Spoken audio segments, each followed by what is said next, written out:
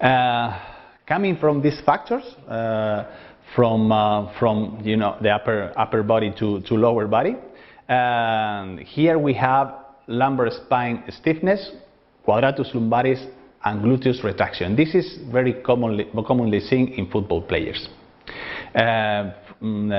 Football players that not work in these aspects tends to develop a stiffness in the lumbar spine, in the whole spine, but mostly in the lumbar spine is where we have problems. And this stiffness of some levels cause instability in other levels, as you can see here, and in these levels can degenerate and have problems with the disc and also with the posterior joints, and we can cause problems of nerve compression. This is quite commonly seen in football players and is related with lumbar spine stiffness and also the retraction of the muscles involved in this zone, mostly the quadratus lumbaris and also the gluteus. And here also is another risk factor that is very common. What is the core muscular weakness or the instability of the lumbopelvic control?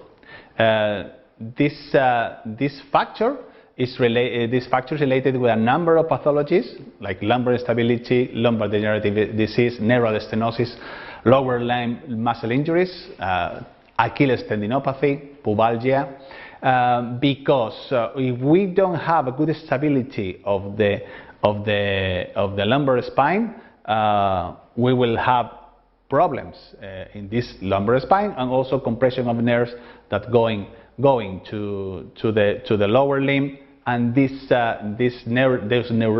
little neuropathy will affect the muscles and the tendons by muscular contracture and stiffness. Also, pubalgia is a very common disease, a common pathology in footballers, and is related with lack of core muscular weakness or lumbopelvic instability. Gluteus muscular weakness and hip control instability. We need a lot of this because this instability of the hip helps to the hamstrings and helps to the function of the lower limb. So it is the lack of this strength and control predisposed to hamstrings strain injury, knee extensor mechanism overload injuries also, and knee joint injuries. Because if you don't control the hip, the hip will be unstable in some actions, and maybe the knee must take is overloaded with higher instability, and the knee doesn't cope well with instability. So we need gluteus muscular weakness, gluteus muscular control, hip control, also as a risk factor. We must work on this. There is something very common in footballers, that is the hip joint retraction, also combined with the gluteus muscular retraction. I believe this is a common adaptation to playing soccer, with just playing soccer without doing complementary work of hip mobility or flexibility, and this hip joint retraction predisposed to femoroacetabular impingement, femoroacetabular impingement syndrome with a labrum injury. Also at the end, very prevalent in all footballers, hip osteoarthritis. Also this predisposed to pubalgia. Also to knee meniscus injury, because we don't have enough rotation at the hip, and in some actions the knee must rotate too much, so can predispose to knee meniscus injury, and also to ACL injury because of the same mechanism of lack of rotation at the hip. So in these risk factors, we have a retraction of the posterior capsule of the hip, restricting the rotations, mostly internal rotation, but also adduction of the hip, and also the gluteus muscle and also the external rotator muscles get tight and restrict this motion. This is a very commonly seen risk factor in football players. Of course, in football players we see a lot the iliopsoas and rectus femoris muscular retraction. These are very powerful muscles that are involved in kicking and also in sprinting, and the players have very strong iliopsoas and rectus femoris, also quadriceps. Strong, and also if you work a lot on one muscle, the muscle gets bigger, of course, but also gets retracted, its length diminished. So we see a lot this retraction of these muscles, and it is a big concern because this retraction is related with the lumbar instability because of the anterior tilt of the pelvis and also the hyperlordosis.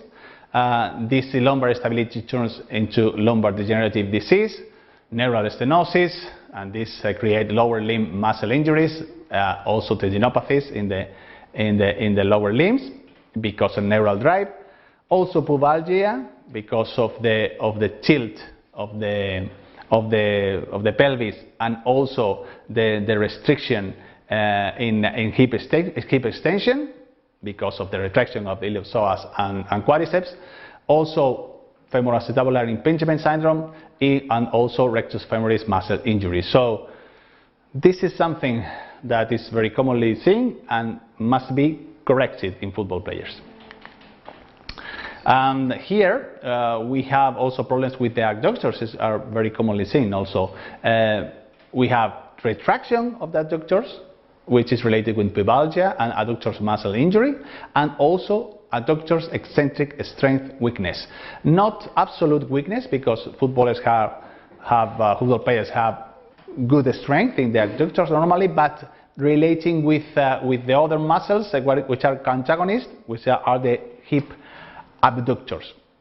So this disbalance is also seen in football players. So this is a risk factor. The adductors being short and being relatively weak. Quadriceps muscular retraction.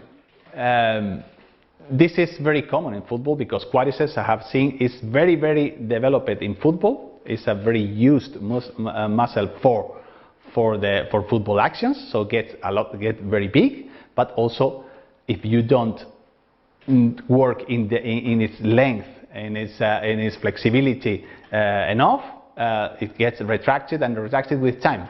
And this retraction creates more tension in the tensor mechanism of the knee. And so we have increased incidence of patellofemoral friction syndrome because we have big compression at the patellofemoral joint, and also a lot of tension in the patellar tendon and the lack of energy dissipation.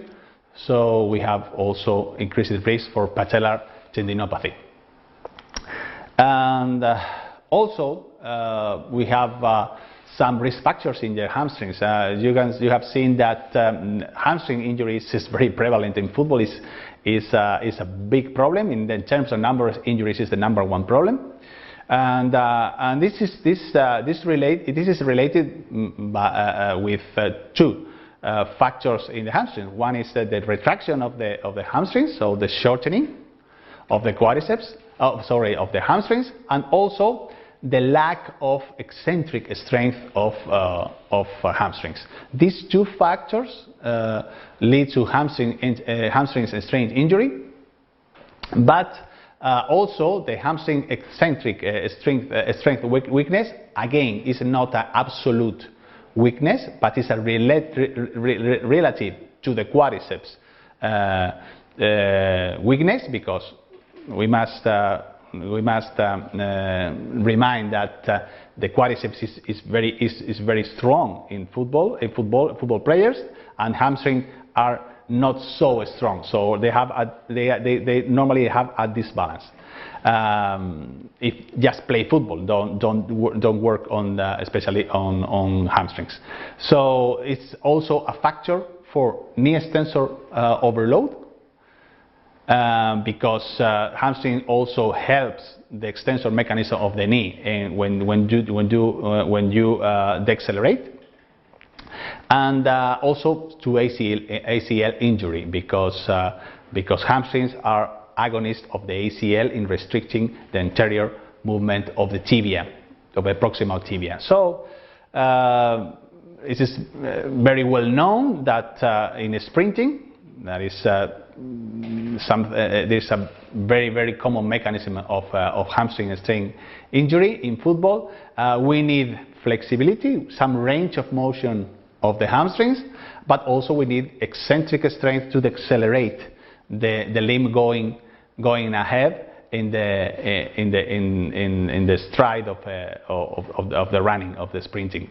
So these factors must be taken into account, and very taken into account.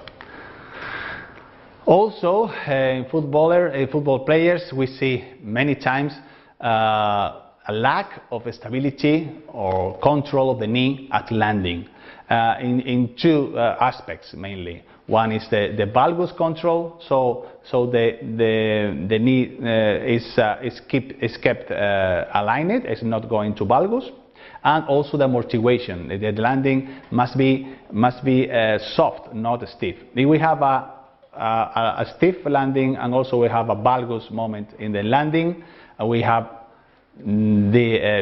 a risk of knee joint injuries, mostly ACL injuries, but also other ligaments, and MCL injuries, also meniscus injuries.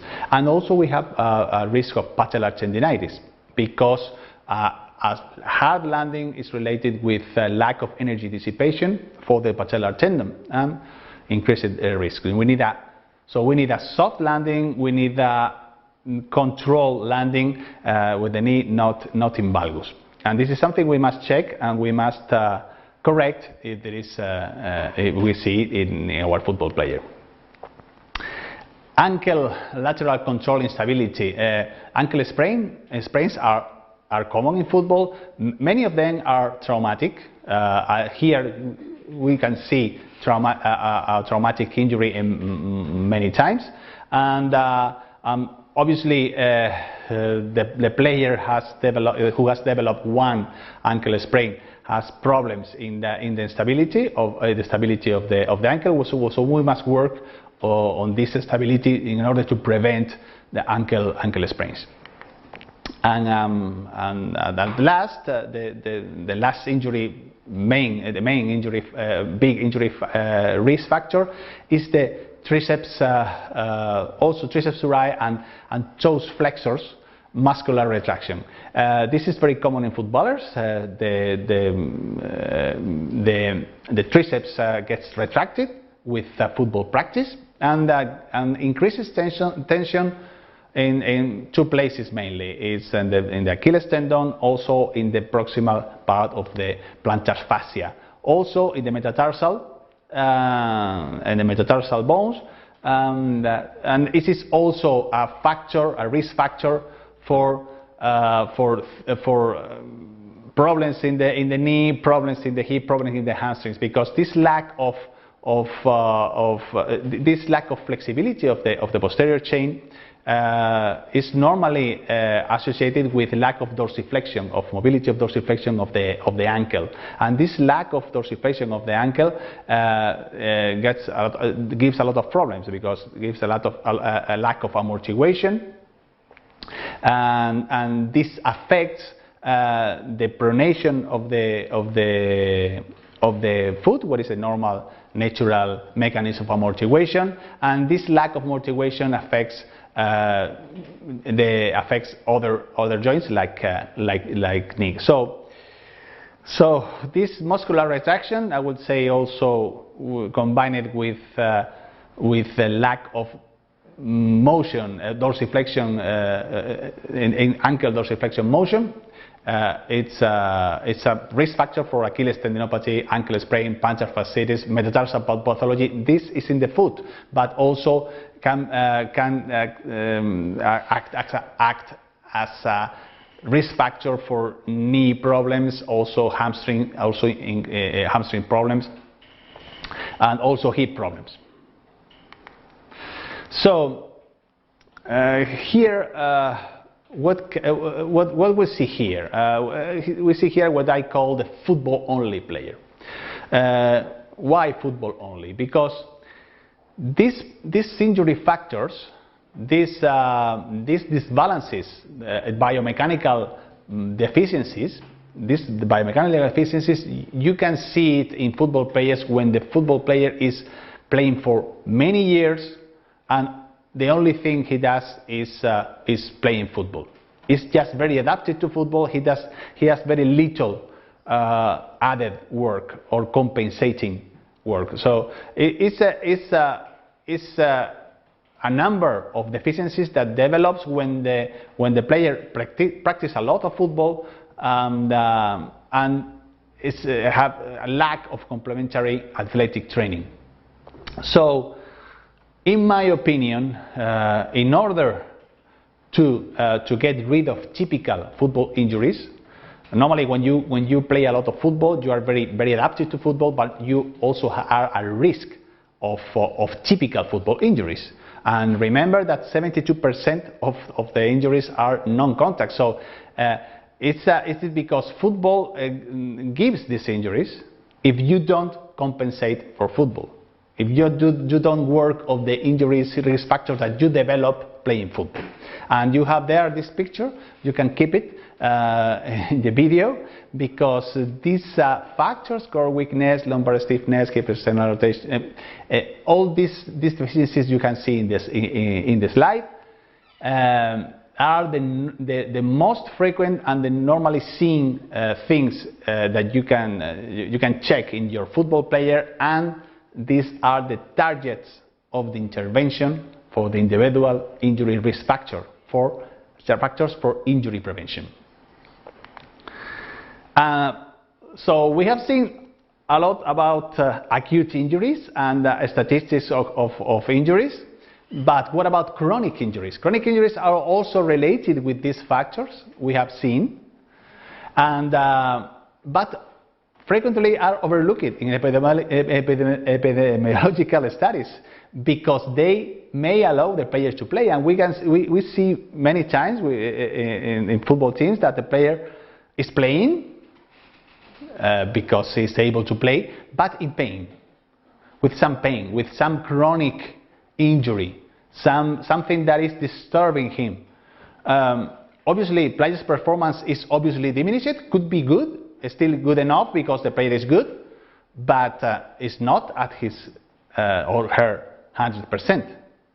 So maybe the most important single intervention for increasing one football player's performance is getting him or her rid of a chronic pain. And this is something that I have seen in my experience.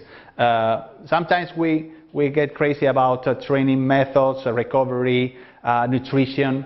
And you see a player that is, for example, has a patellar tendinopathy that is there, and is playing with this, is playing through this for many time, for a lot of time. So it seems that it's okay. But if you are able to treat this chronic tendinopathy, for example, and solve the problem, the player's performance increase dramatically. So this is something very important. It's not in the studies, it's just in your practice. But if you, the first thing I would do in a football team is check the chronic injuries of the players. Which players have chronic injuries? There are many of them. And target these chronic injuries to solve these chronic injuries. This increased the performance level of the team impressively. So, can we prevent football injuries just working on players' predisposition, just working on the individual risk factors as we have seen? the studies are not very.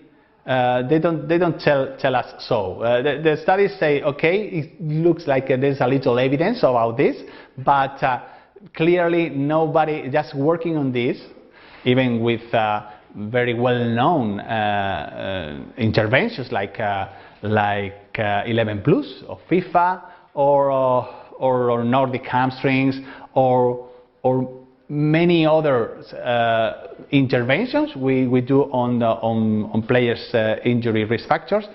There are some evidence that they reduce the injury risk, but it's nothing very decisive.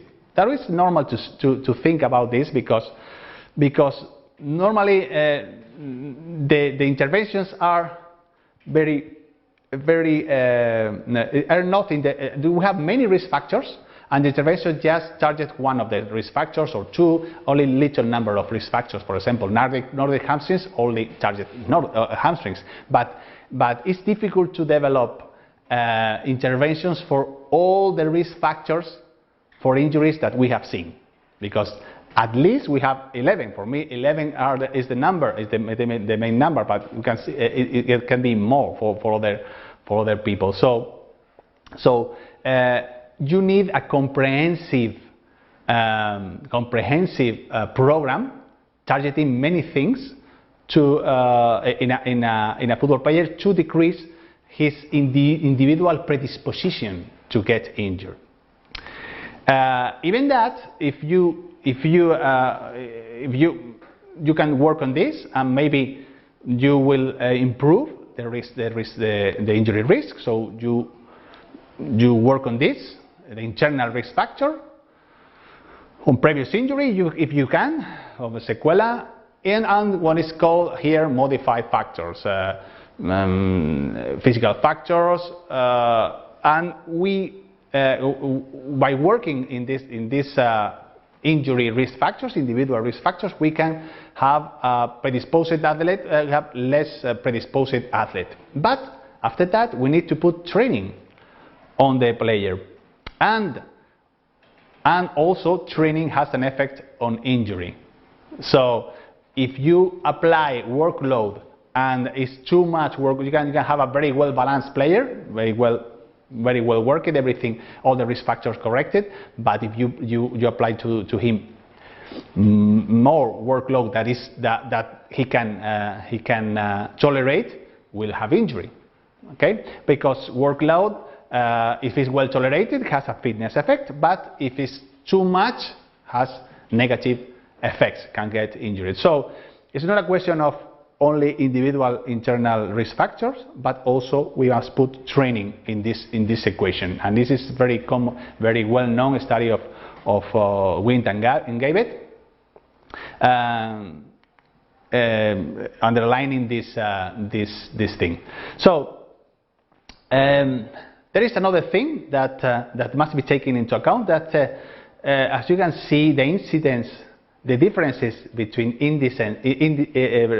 incidence of injuries in high-level football teams is not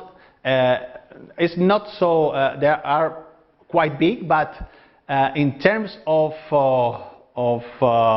real probabilities of the player to get injured, you can see that the worst incidence in scenario, in case that you have done very bad your injury prevention, and the players are the most injured players in every team, in every elite team, you have maximal probability of getting injured in one game of more or less 5%.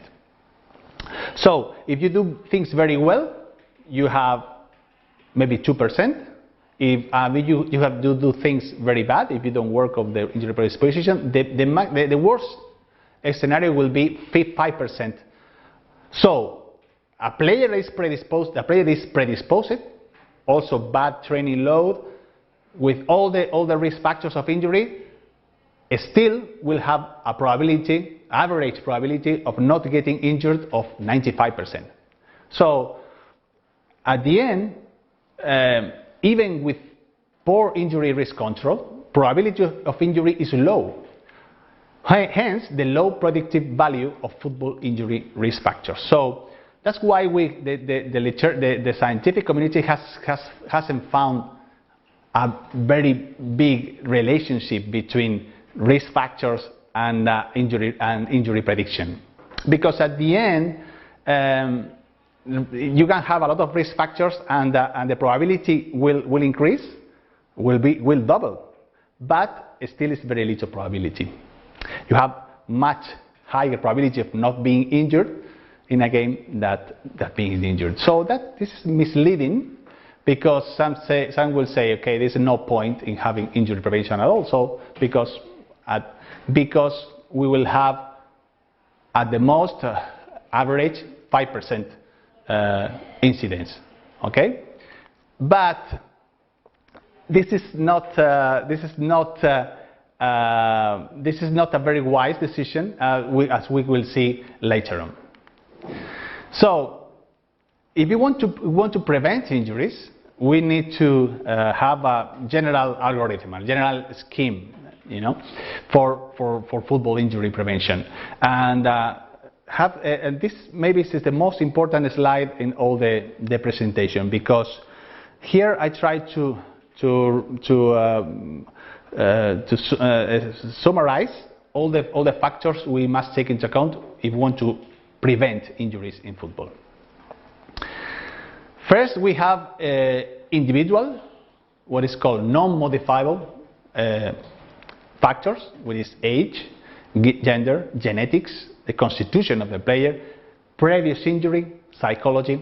I said non-modifiable, but that's obviously some of them you can intervene on them.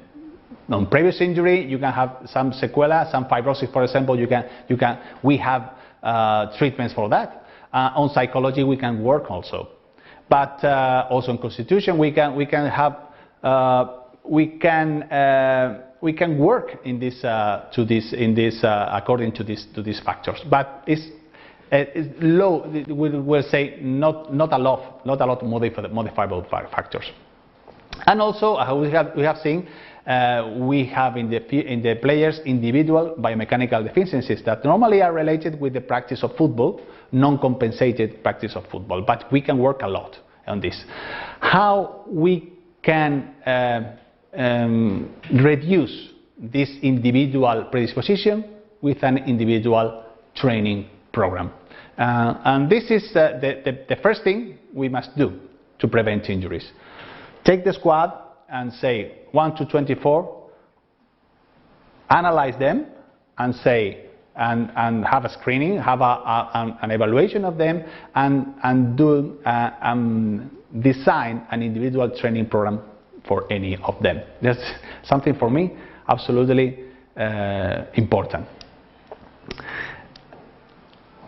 Apart from that, we need to subject the players to a football training process. So not only we must work individually of the deficiencies of the players, but we must put them to train football. So we need to take care to the physical condition of the player, to the load management, and also the recovery measures. And this is something that is a science, and obviously you can have, as I said before, you can have a very well balanced player, but you need to prepare him for playing football, and this is done in a football training process that must be as scientific as we can.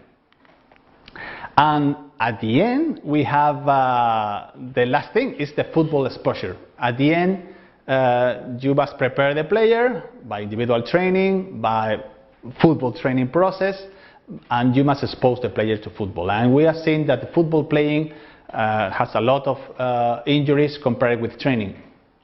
So in football exposure, we must take care of the competition load management. We must take care a lot of how much load we put on the players, because as you all know, football seasons are now very demanding with a lot of games. So you must manage the rotations and the substitutes. That is something very important. You must control the external conditions. And also contact is a problem. As we have seen, the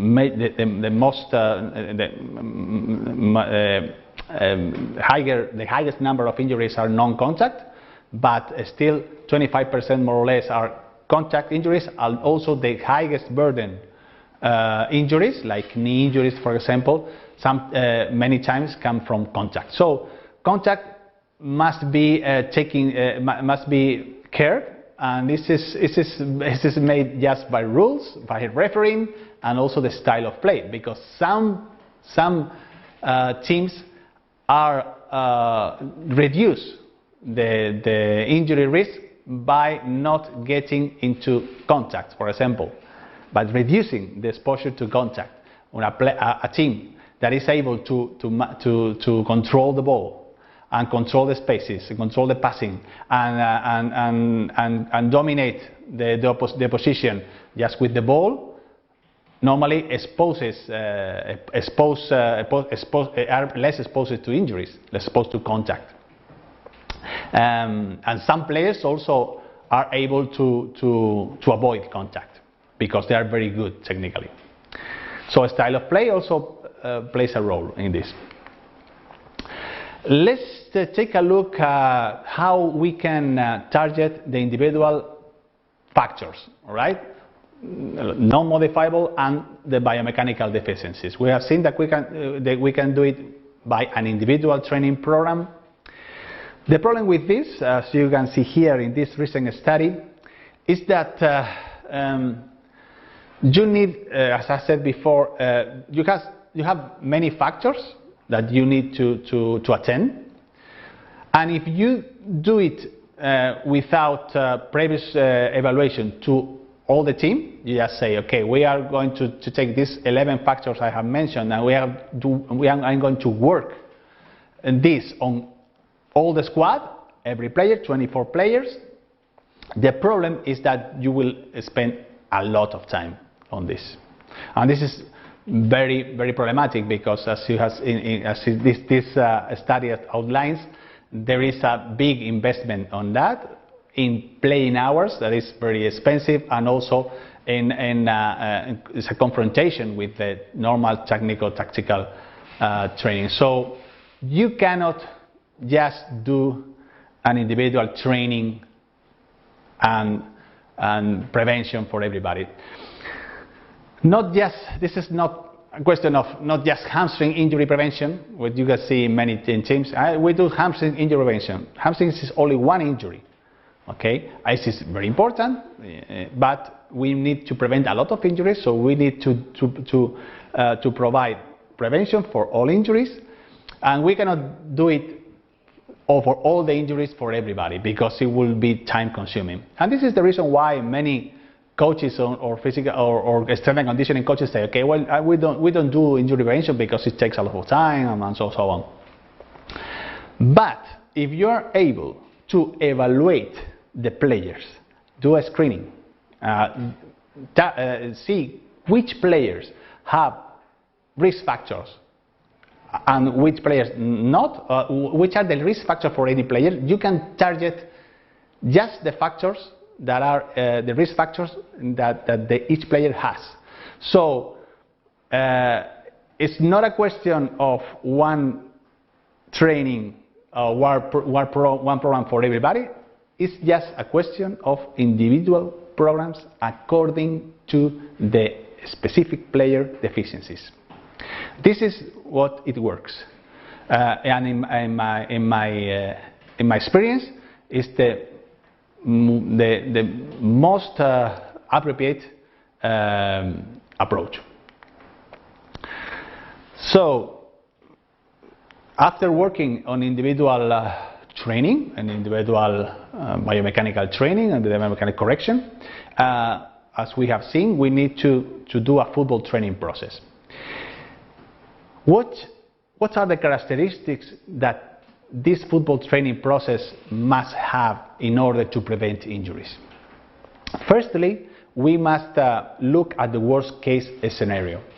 Worst case scenario is these parts of the game where the physical demand is higher. is highest. Okay.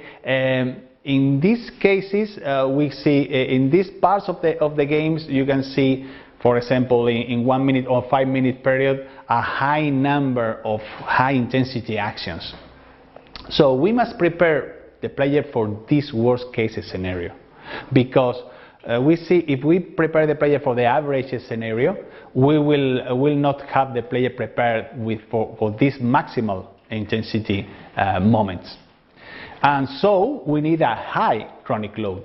We need to train very hard. We need to train the player not a little not to get injured in the trainings, but we must train the player a lot to get him ready for this high demanding scenario. Because as you see here, there are many non-contact injuries, so it gives us the idea that players are not. We have a lot of margin to prepare players for performing in football, because if you have 72% of non-contact injuries, it tells you that we need to improve the readiness of the players to play football. And also there is a big difference between matches and training. So at the end we must prepare the players better for matches. And matches have scenarios of very high demands that we must check and we must target. Obviously this is difficult. Why? Because if you see here at the bottom left, the season is very long in football. It's not like other sports that you have a long pre-season to prepare for the season. Now in football they're competing all the time. So we have June rest, June out of season. In July we are again playing, and we are playing all the season and many games, as you can see here. So if you must give the players, of course, some vacations, some rest. This is very important for the psychology and everything. So at the end you have a very short pre-season, and you get into the season without proper preparation. This is something that is very well recognized today. And so it's difficult to get a high chronic load, and to get hard training while once that you are in the middle of the season. And during the season there is very few opportunities, because you are competing all the time. If you are a high level team, you are competing you are competing Sunday, Wednesday, Sunday, Wednesday, twice in a week. So it's different. It's very difficult to achieve this, but it can be done. And so at the end, the recommendation is train harder, and specifically for game demands. This is something I think that can be done a lot. And also you must find spots to give training stimulus, high load training stimulus, and especially you can target substitutes and also injured players. Injured players, when you have a long time of return to play, because an injury takes several weeks, is a very good moment to increase the fitness level. So at the end, it's difficult, but can be done. And in my experience, can be done very well by finding days for the starters, days with a very good planification, and working a lot with substitutes that gets a much lower load curve, a low profile, and also target the injured players when they are injured. This is a very good moment. So it can be done. And another thing that is quite interesting, and this is also a recent study, is that here you can see in this study that how the number of accelerations, not the number of accelerations, the number, not only the number but also the intensity of the accelerations are decrease along the game. So at the final part of the game, the intensity of the actions decrease, and the high intensity activity, the intensity of these actions decrease. Sometimes not the running, not the high intensity running, because some players reserve themselves for the last part of the game. But obviously there is even in this case, we see a decrement in the intensity of the actions at the end of the game. So not only for injury prevention, but also for performance, we must try to prepare the player to have this resistance, this endurance to fatigue of the high intensity actions that we see at the end of the game. So the recommendation is prepare players for the last minutes of the game, because also in the last minutes there are two things in the last minutes. One is in many games there are the decisive minutes, and there are more contact, there are more injuries in this kind of games with decisive minutes, last minutes. So prepare players for the last minutes of the game. And about the load management, we have said that we need a high chronic load to prepare the player for the game, but we also need a low pre-competition load, and we need to implement a lot of recovery measures: medical care, physiotherapy, physical measures, nutrition, rest. All of this must be very well designed, because players should be in a complete state of recovery and readiness before competing. It's something very, very important, because I've seen in many teams that this is not very respected, because normally we have an important game, it's the day before, players are excited, because the game is so important. They go to train, and they train too much, because they want to be prepared, and they think that that is like the bad student. If we do a lot the day before, I am more ready for the game, and this is a mistake. There is more and more evidence that many players play the games in not completely recovered state, in a little fatigue or in a fatigue state. And it is something that is so important, that the recommendation is train hard, train very hard, but then rest players before competition.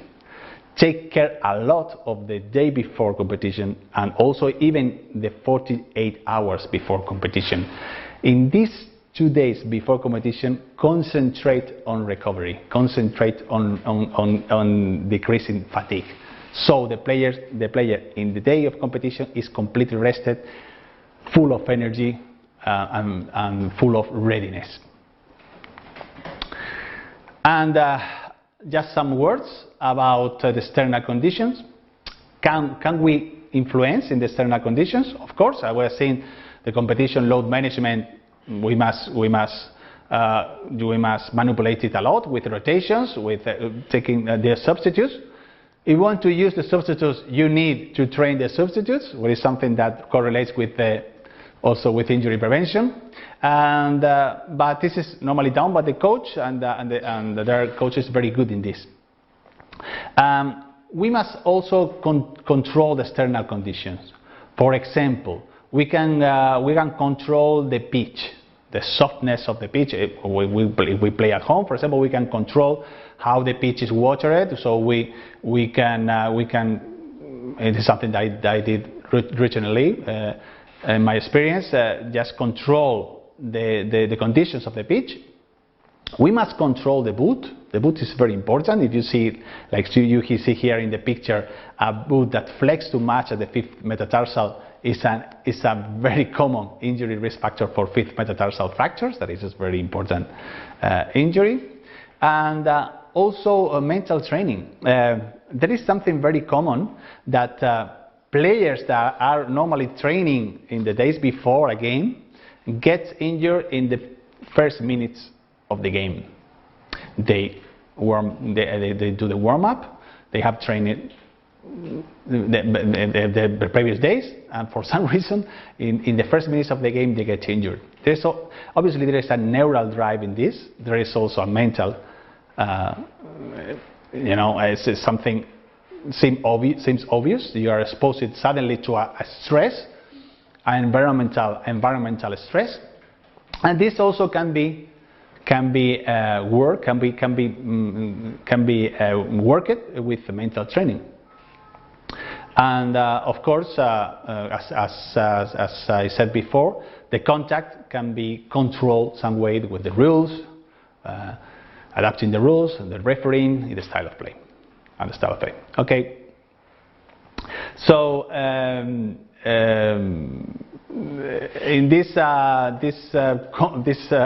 article, from 2002, this is a very classic article that says that the injury risk is highest in the first and last 15 of the games, reflecting the intense engagement in the opening period and also the possible effect of fatigue in the closing period, as we can see before. And also injury risk is concentrated in the areas where possession of the ball is most vigorously contested. So it's a question of the contact. When you do not have possession of the ball, you need to regain possession, so you need to go to contact. This is something that I said before. It's very related with the style of play. You have a very good style of play that you don't risk the ball. If you don't risk the ball, you are less subjected to contact. So you can work a lot in the football exposure. So injury risk is multifactorial. It's not a question of doing Nordic hamstrings and that's it, for example, or doing an injury prevention program for all the players. There are many things that we must take care. We must develop a plan, a practical plan, able to be implemented in a normal routine of a football team, and we must care all the details. It's not only one thing, many things. So at the end, the best incidence scenario, so if we do everything right, we will have the best probability of getting injured in one game is more or less 1.5%. That is not, you can say, it's not very different to the 5%. It is the worst incidence scenario. So maybe if you take one player, it doesn't. You don't see it a lot, but the injury risk control do not predict individual injury because there are very little difference in injury incidence if we do things very well and we do things very bad, but it pays for all the team along the season. Along the season, it's a marginal gain to decrease the incidence, the probability of getting injured of one player from 5% to 1.5%. It seems little, but this marginal gain, so to say marginal gain, if you spread it to all the squad to all the seasons, it makes big difference. So key messages of this class: we need to know which is the football injuries epidemiology. We need to know which injuries are most frequent, to target effective strategies for injury prevention. We must target these injuries that are important, okay, and not all kind of possible injuries. The player predisposition should be assessed and worked individually. As I said, it's no point in doing general programs for everybody. There is a lot to improve in the football training process if we want to prevent injuries. We must train harder, maybe train longer, because as we said, we need to train the last minutes of the game, and the last minutes of the game is minute 80, minute 90. If we only train routinely 1 hour, 45 minutes, 1 hour, we're not able to train this last part of the game. So we need to train harder, train longer, train specifically to the game demands, and assessing, as I said, the worst case scenario, and train less before games. These are probably the directions to follow in order to improve the training, the football training process, and adapt the football training process to the demands, increasing intensity demands of the football game today. And at last, injury prevention in football is complex and multifactorial, and so it's not an easy task, and we must have to develop adequate and practical strategies to address all factors, internal and external, in a practical way. We must adapt our injury prevention measures to the reality of the football team. We must work a lot individually with the players. This is something absolutely paramount for me. That is something very difficult sometimes, because many coaches just want the player just to train in the pitch and that's all. But if we want to prevent injuries, we must work with the individual player, and a lot outside the pitch, an individual basis. So we must try to get this structure working, where something sometimes is not easy, but if we want to be successful, we must address all factors, internal and external, and do a comprehensive and complete plan. Thank you for your attention, and see you soon again at footballscienceinstitute.com.